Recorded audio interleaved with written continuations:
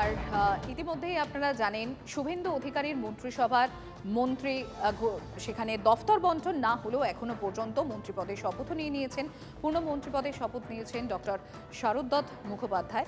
ইতিমধ্যেই তিনি সরাসরি রয়েছেন আমাদের সঙ্গে। আমি একবার চলে যাব তার সঙ্গে। প্রথমেই শারদত্ত বাবু, আপনাকে অনেক অনেক অভিনন্দন। আপনার প্রথম কাজ, দপ্তর পাওয়ার পর প্রথম কাজ আপনার কি হবে? ধন্যবাদ। দপ্তর পাওয়ার প্রথম কাজ হবে যে দপ্তরটা পাবো সেটাকে চেনা। তো সেটা তো আমি জানি না কোন দপ্তর পাবো। যে দপ্তরই পাবো সেটাকে চিনতে হবে, বুঝতে হবে সেখানে কি কি কাজ করা উচিত, কি কি কাজ হয়নি, আর কি কি কাজ সামনে করতে হবে। শারদত্ত বাবু, আপনি যে এলাকার বিধায়ক, সেই এলাকায় এতদিন ধরে বহু মানুষের, স্থানীয় মানুষজন তারা ক্ষুব্ধ ছিলেন রাস্তাঘাট নিয়ে, এই সমস্ত একাধিক বেসিক যে বিষয়গুলো, নিকাশি ব্যবস্থা, রাস্তাঘাট নিয়ে। সেক্ষেত্রে আপনি বিধায়ক হিসেবে এলাকার মানুষের জন্য সবার প্রথম কি কি কাজ করতে চান? 1, 2, 3 করে যদি জানতে চাই আপনার কাছে। সব এই 1, 2, 3ই বলেছি। প্রথম তো আপনি বলেই দিয়েছেন রাস্তা। আমরা বিগত 4-5 দিন ধরে প্রচুর বৈঠক করেছি। ইনফ্যাক্ট আমি আপনার সঙ্গে এখন যুক্ত হওয়ার আগে আমি বিধাননগর মিউনিসিপ্যাল কর্পোরেশনের কমিশনার মিস্টার রবি আগরওয়ালের সঙ্গে বৈঠকে ছিলাম। রাস্তার লিস্ট আমরা নিয়ে নিয়েছি। কিছু কিছু রাস্তার ওয়ার্ক অর্ডার বার করে দেওয়ার জন্য বলেছি, বাকিগুলো টেন্ডারের জায়গা রয়েছে। আমরা চিহ্নিতকরণ হয়ে গেছে যে কোন কোন রাস্তা খুব বাজে অবস্থা, কোনগুলো শর্ট টার্ম রিপেয়ার দরকার, কোনগুলো মিড টার্ম আর কোনগুলো লং টার্ম। তো আমরা এগুলো যত তাড়াতাড়ি সম্ভব শুরু করছি। আমার অনুমান 5-7 দিনের মধ্যে কয়েকটি রাস্তা যেগুলো আমরা চিহ্নিতকরণ হয়ে গেছে সেগুলোর কাজ শুরু হবে। দ্বিতীয় কথা হচ্ছে নিকাশি ব্যবস্থা। আমরা সেচ বিভাগের সঙ্গে, সেচ মন্ত্রণালয়ের সঙ্গে বৈঠক করেছি। এর আগেই আমরা ভার্চুয়াল বৈঠকে ছিলাম।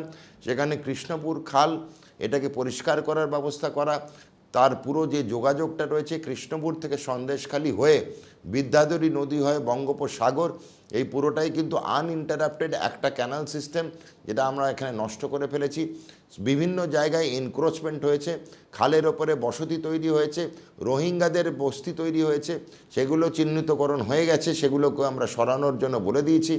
আজকে যদি বিধাননগরের আরেকটি খাল নয়নজলি আমাদের সঙ্গে থাকতো, নয়নজলি খাল এখন নয়নের আড়ালে হয়ে গেছে, আর খুঁজে পাওয়া যাচ্ছে না। কেন আমাদের প্রাক্তন মন্ত্রী সুজিত বসু নয়নজলিকে নয়নের থেকে সরিয়ে মাটি চাপা দিয়ে তারপরে রাস্তা করে তারপরে বিল্ডিং বানিয়ে ফেলেছেন। ভাবুন, একটি পুরো খাল উনি বুঝিয়েছেন পয়সার জন্য, নিজের লোভের জন্য, নিজের ইনকামের জন্য। সেই খালটা বুঝিয়ে ফেলার জন্য লেক টাউন, শ্রীভূমি, বাঙুর, এদের পুরো নিকাশি ব্যবস্থা শেষ করে দিয়েছেন চিরতরের জন্য। নতুন করে করা সম্ভব নয়। করতে গেলে আমাদের পুরো রাস্তা খুঁড়ে ফেলতে হবে, বিভিন্ন বাড়ি ভেঙে ফেলতে হবে, বহুতল বাড়ি, সেগুলো সম্ভব নয়। আমাদের জল নিকাশির জন্য আরেকটা জিনিস আমরা করেছি, বিধাননগর, শ্রীভূমি, বাঙুর, লেকটাউন, গালিপিটগুলো পরিষ্কার করা হচ্ছে যেখানে নর্দমা আছে। যেমন গালিপিট পরিষ্কারের আমরা গাড়িগুলোকে নিয়মিতভাবে ব্যবহার করছি। প্লাস্টিক থেকে বিরত থাকতে বলেছি।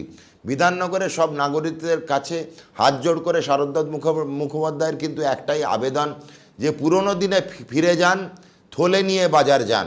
বারবার সবাইকে বলি, চলুন সবাই মিলে পুরনো দিনে ফিরে যাই আর থলে নিয়ে বাজারে যাই। প্লাস্টিক কিন্তু পুরোপুরিভাবে বর্জন করুন। প্রত্যেকটা গালিপিট পরিষ্কার করার সময় দেখা যাচ্ছে প্লাস্টিক, গুটখার পাউচ, গুঁড়ো মশলার প্যাকেট, সিগারেটের র্যাপার, এগুলো কিন্তু গালিপিট আটকাচ্ছে। 3 নম্বর যেটা কাজ সেটা বলে দিই, সেটা হচ্ছে আমাদের এখানে ভেক্টর বর্ন ডিজিজ। এই বর্ষাকালের পরেই আসবে বিশ্বকর্মা পুজো। বিশ্বকর্মা পুজো থেকে দুর্গা পুজো অবধি আমরা সবাই জানি সংবাদ মাধ্যমে শিরোনামে চলে যায় ডেঙ্গি এবং ম্যালেরিয়া। সেই জন্য ভেক্টর বর্ন ডিজিজগুলো আটকানোর জন্য এখন থেকেই কড়া ব্যবস্থা নেওয়া হচ্ছে।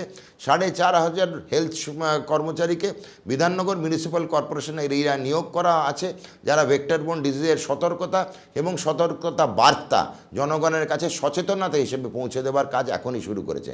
লাস্ট গর্বের জিনিস, সবকটা বাজে জিনিস বললাম, বিধাননগরের মিউনিসিপ্যালিটির যে ফুটবল টিম, সে কিন্তু এবার প্রিমিয়ার লিগ খেতে চলেছে।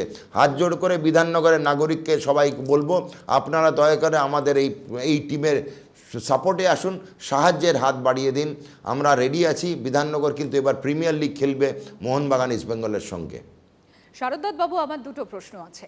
এক হচ্ছে বিধাননগর পুরসভার বেআইনি পার্কিংয়ের যে সমস্যা সেটা নিয়ে কিন্তু বহু বছরের অভিযোগ। শুধু তাই নয়, বেশিরভাগ রাস্তা দেখা গিয়েছে বেআইনি পার্কিংয়ের খপ্পরে পড়ে সরু হয়ে গেছে এক, এবং দ্বিতীয়ত এখানকার অটো সমস্যা। নিত্যযাত্রী যারা রয়েছেন, এক তো ইউনিয়নের সমস্যা, তার সঙ্গে অটোর একের পর এক, এখানে কোনো নির্ধারিত বা ফিক্সড ফেয়ারই নেই। এই দুটো সমস্যার আপনি কিভাবে সমাধানের কথা ভেবেছেন? খুব খুব ভালো প্রশ্ন করেছেন। পার্কিংয়ের জন্য কমিশন এখন দেখুন, এখন তো আর মেয়র কোনো কাজ করছেন না, গদিটা ধরে রেখেছেন আঁকড়ে, কোনো কাউন্সিলরকে খুঁজে পাওয়া যাচ্ছে না, কিছু কিছু জেলে আর কিছু কিছু পালিয়ে গেছে। তো এই অবস্থায় আমরা কমিশনার ছাড়া কাউকে পাচ্ছি না, উনিই পুরো কর্মভার সামলাচ্ছেন, একজন লোক পুরো বিধাননগর সামলাচ্ছেন। ভেবে দেখুন, আমার ভালো লাগলো, ইয়াং ডাইনামিক আইএএস অফিসার খুব ভালো কাজ করছেন, সাধুবাদ জানাই মিউনিসিপ্যাল কমিশনারকে বিধাননগরের। এবার বলে দিই পার্কিংয়ের টেন্ডারের কী অবস্থা, কারা কারা টেন্ডার পেয়েছে, তাদের টেন্ডার এখনও আছে এবং কাদের টেন্ডার কিন্তু এক্সপায়ার করে গেছে। এখন পার্কিং হচ্ছে এমন একটা জিনিস যেখানে জীবনে কেউ কোনো দিন ক্যাশ ছাড়া ব্যবহার করে না। ভাবুন, কোনো দিন কেউ কিউআর কোডে পার্কিং দেয় না, চেক কেটেও দেয় না, সবাই কাঁচা টাকায় দেয়, এবং একটি জার্সি গাই দিয়ে একটি লোক থাকে যিনি পার্কিং তোলেন। রসিদ, ওই রসিদ আমি আপনি ছাপিয়ে নিতে পারি, রসিদে কিছু লেখাই থাকে না, এবং আমরা বদভ্যাসবশত রসিদে কি লেখা আছে পড়ি না, আর রসিদ সেটা দেখি না, একদম একটা অদ্ভুত সই থাকে।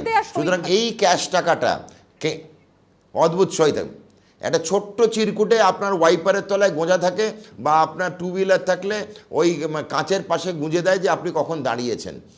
এই যে দুর্নীতি চলছে, এটা বিরাট অঙ্ক।